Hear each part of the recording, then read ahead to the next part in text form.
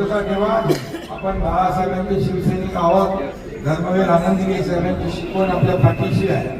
त्यामुळे कुठेही आतताई करू नका आणि कुठेही आपल्यामुळे सर्वसामान्य लोकांना त्रास होईल, गालबोट लागेल.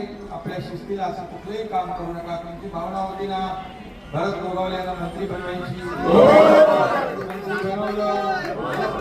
पुढचा विषय आहे या बाबतीमध्ये मी तुम्हाला सांगितलं. मुख्यमंत्री महोदयांनी दिलेल्या पदाला म्हणजे जाहीर केलं तर पालकमंत्री स्थगिती केलेली आहे. त्यांच्या भावना आग्रह लक्षात घेऊन आणि त्यांच्याबरोबर चर्चा होईल, बैठक होईल आणि त्यानंतर सकारात्मक आपण पुढचा निर्णय घेऊ. तोपर्यंत कुठेही काही म्हणजे भरतशेठ अडचणी देतील असं काही कुठं काम करू नका. आणि मिळालेलं पद जे आहे याचा सर्वसामान्य लोकांसाठी उपयोग झाला पाहिजे.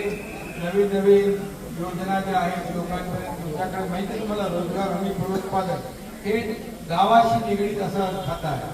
डायरेक्ट शेतकऱ्याशी प्रत्येक गावामध्ये प्रत्येक घराशी आपण संबंधित काम करू शकतो. अशा प्रकारचं चांगलं विभाग जो आहे त्यांना चांगली जबाबदारी दिली आहे.